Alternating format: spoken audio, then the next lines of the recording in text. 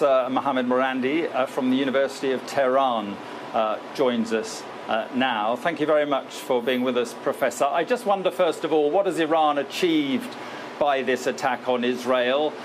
Very few of the missiles got through. It, in effect, failed. Many people are calling it a humiliation for Iran. I think that's a lot of wishful thinking on behalf of you and your colleagues at Sky News. It was a massive blow to the Israeli regime. And the history of this conflict doesn't go back to last year.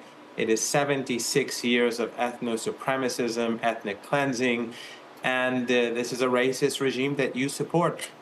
What the problem is that you cannot recognize that the difference between you and us is that you support racism and racial hierarchy, and we reject it. And the Israeli regime, if they dare strike back at Iran, we will hit them much harder next time. We will beat them into submission. Well, they will strike back, won't they? No sovereign country can put up with having 180 ballistic missiles fired at them, so they will hit back, they will hit hard, and they could well hit your nuclear facilities, your oil production installations. They could cause Iran serious damage. Listen, instead of the rhetoric, be real, because you're misleading your own people. Iran has countless underground missile sites with hundreds of thousands of missiles across the country. They were made after the US invasion of Iraq and Afghanistan to deal with a potential war with the United States. So this puny regime, it is not a state, it is a colony. It is a racist, ethno-supremacist colony which the people call themselves the chosen people. Unlike you, we do not believe in chosen people. And the Palestinian people on that land who've been displaced and pushed into Gaza and who've been slaughtered regularly over 76 years, we will not stand for that. All people in the whole of Palestine must be equal. The Israeli regime, if they strike Iran, we will hit them much harder next time. And they can pretend that they got away, but we hit them very hard last night. We hit their bases. And unlike the Israeli regime, which constantly carries out slaughter and genocide and is carrying out a Holocaust in Gaza, we struck their military targets because unlike you, we actually care about human rights, not you.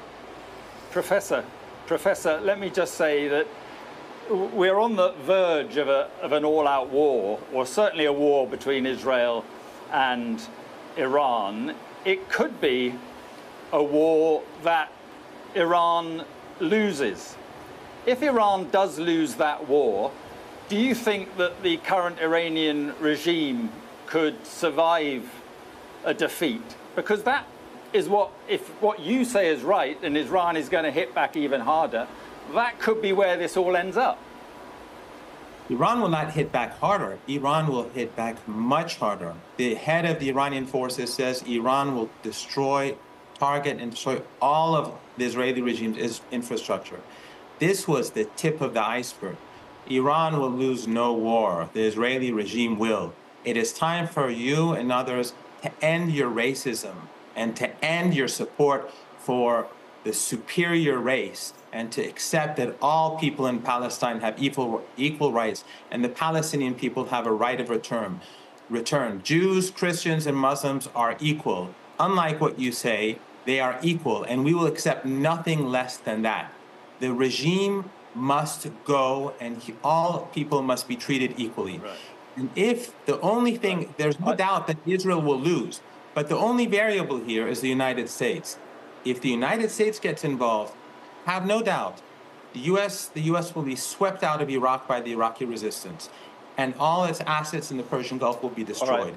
All those regimes that U.S. bases will be destroyed, and the oil and gas markets will cause a situation where the global economy will collapse and millions of people will be on the move. So be careful about making stupid mistakes, and the West should stop with its arrogance and get real for once. Okay, Professor, thank you very much for